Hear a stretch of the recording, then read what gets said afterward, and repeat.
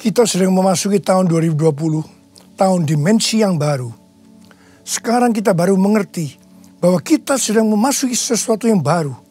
Keadaan yang baru, masalah yang baru, sesuatu yang belum pernah kita lihat, belum pernah kita dengar sebelumnya. Seperti sudah kita ketahui bersama bahwa COVID-19 dalam tempo yang relatif singkat, sekitar 3,5 bulan, sudah menginfeksi sekitar 160 negara. Yang berarti sekitar 80% dari negara-negara di dunia sudah terinfeksi oleh COVID-19.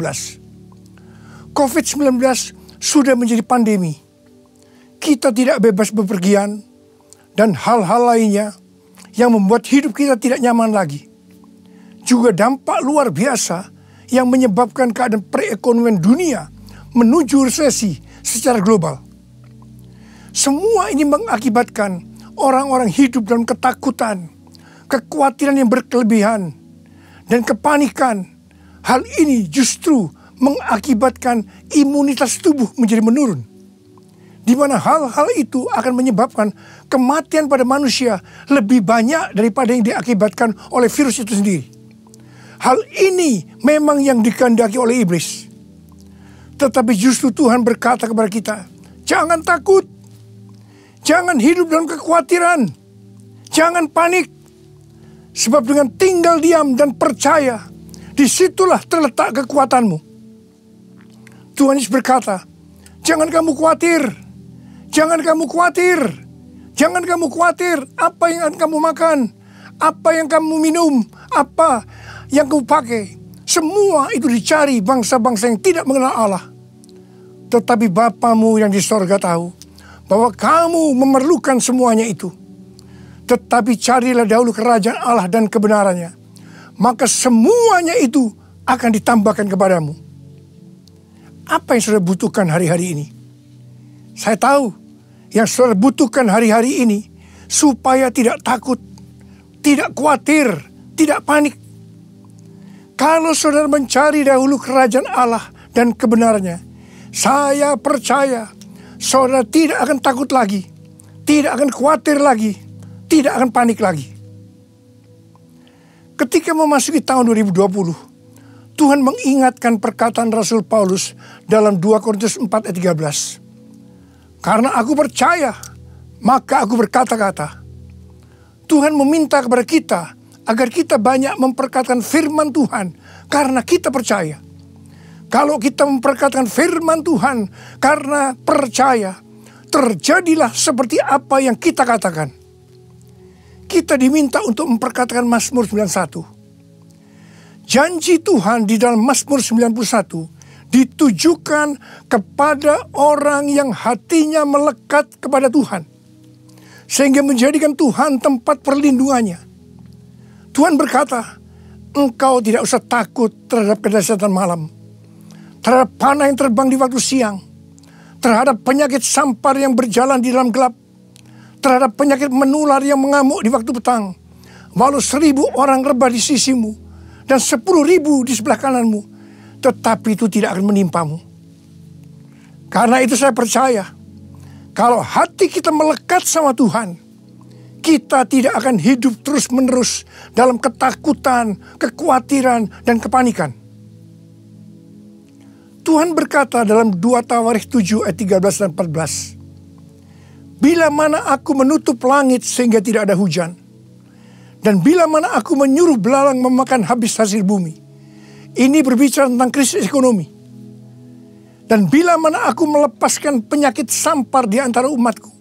Ini berbicara tentang COVID-19. Bukankah ini yang sedang terjadi hari-hari ini di Indonesia? Kalau kita melihat keadaan seperti ini, maka Tuhan menyuruh kita sebagai umat Tuhan di Indonesia untuk merendahkan diri, berdoa, mencari wajah Tuhan, lalu berbalik dari jalan-jalan kita yang jahat. Artinya kita harus bertobat, koreksi diri. Dan Tuhan berjanji, kalau kita melakukan hal ini, maka Tuhan akan mendengar dari sorga dan akan mengampuni dosa-dosa kita semua. Dan akan memulihkan negeri Indonesia kita yang tercinta. Sebelum segala peristiwa ini terjadi, COVID-19 masuk Indonesia, krisis ekonomi yang melanda Indonesia sebagai dampak dari krisis global, Tuhan sudah menyuruh kita untuk masuk doa puasa 40 hari. Dari tanggal 1 Maret sampai dengan 9 April 2020. Dalam doa puasa ini, kita harus melakukan seperti yang Tuhan perintahkan. Apakah saudara ikut dalam doa puasa ini? Kalau saudara melakukannya, saya percaya kita tidak akan hidup dalam ketakutan, kekhawatiran, dan kepanikan yang terus-menerus. Ketika orang Israel berdosa kepada Tuhan, maka untuk menghukum bangsa Israel, Tuhan mengizinkan iblis membujuk Daud untuk menghitung jumlah orang Israel dan orang Yehuda. Dan bujukan iblis ternyata berhasil. Karena Daud menghitungnya dengan kesombongan. Setelah menghitung, Daud sadar bahwa ia bersalah kepada Tuhan. Karena dia melakukan itu dengan motivasi kesombongan. Di mana Tuhan tidak senang karena Tuhan menentang orang yang congkak. Melalui Nabi Gad, Tuhan memberikan 3 macam hukuman yang harus Daud pilih. Yang pertama, 3 tahun kelaparan di negerimu, yang artinya krisis ekonomi.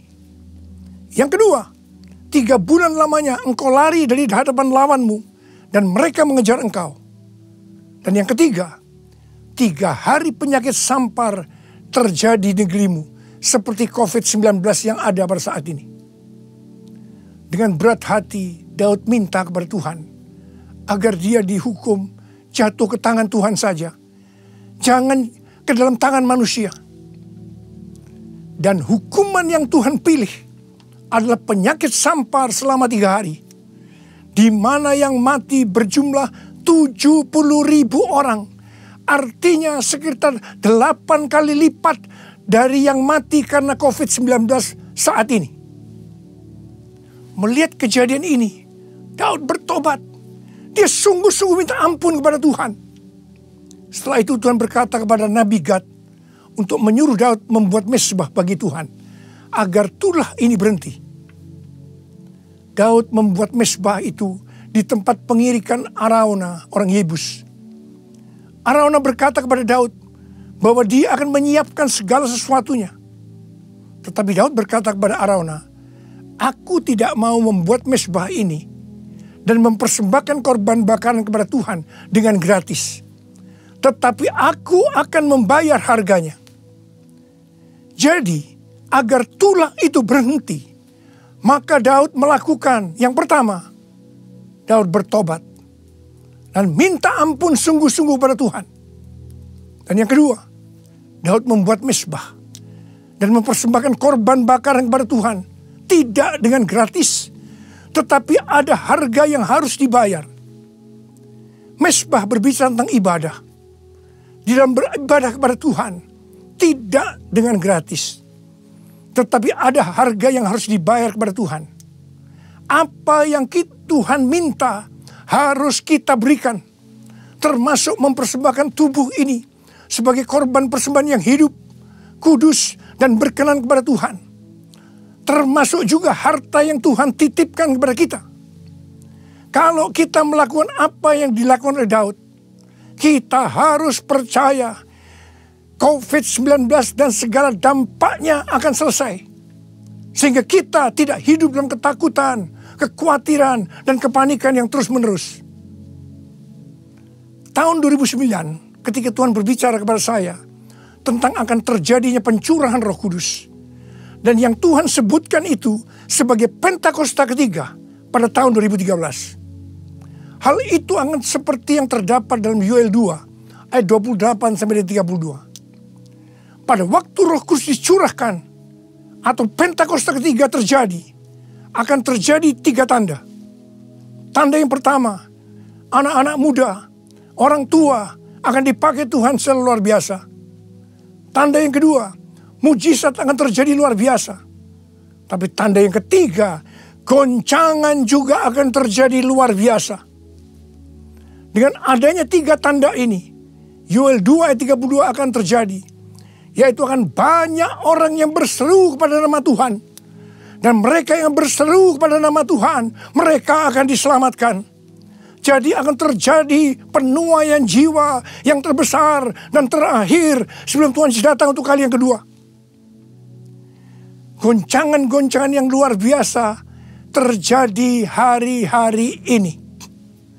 Dan kita harus mengerti bahwa Tuhan sedang mencurahkan Roh Kudus-Nya yang luar biasa pada zaman now, yaitu Pentakosta yang ketiga.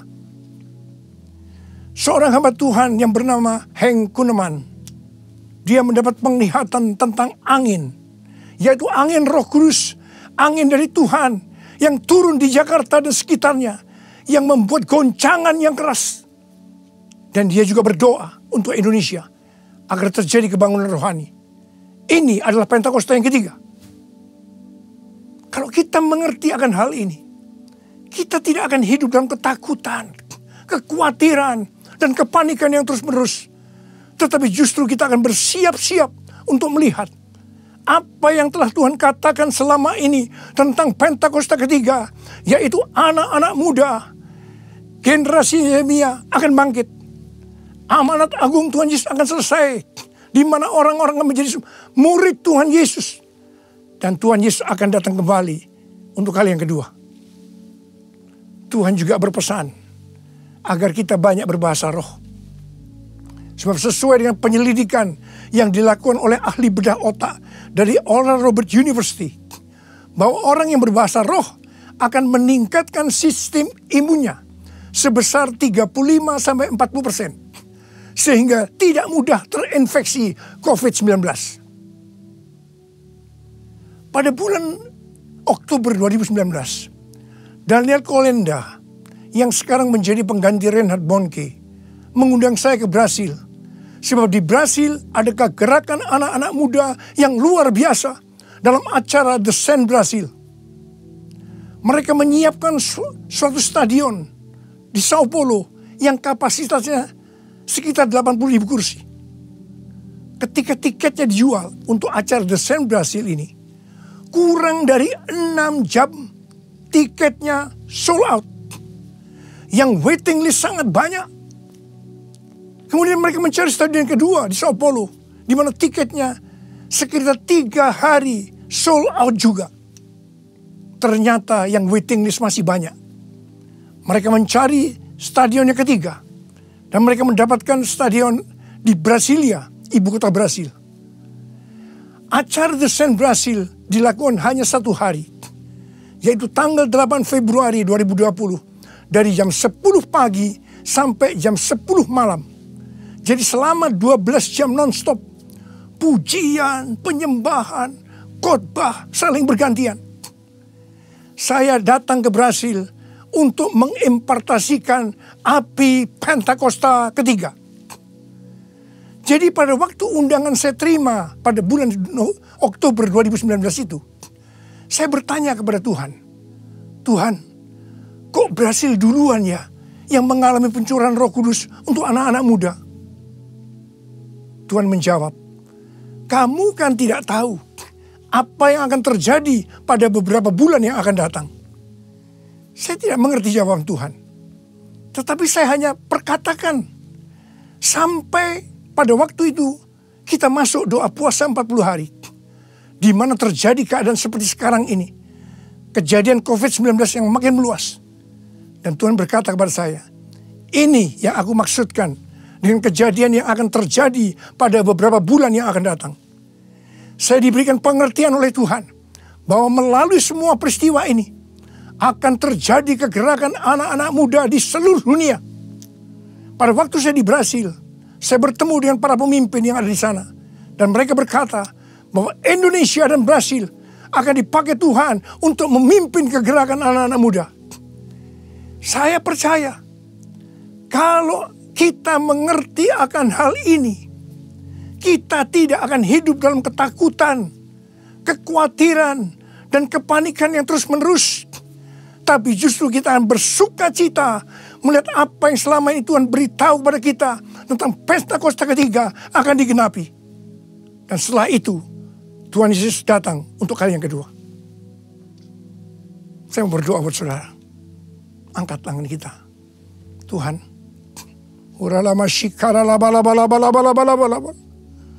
Hamba-Mu sudah menyampaikan isi hati-Mu Tuhan. Tuhan, pesan-Mu, kami tidak boleh takut, khawatir, panik secara terus-menerus. Justru kami harus bersuka cita melihat semua ini. Melihat apa yang Tuhan janjikan selama ini. Itu akan terjadi. Tuhan, berkati anak-anak-Mu Tuhan. Engkau berikan pada kami pengertian demi pengertian.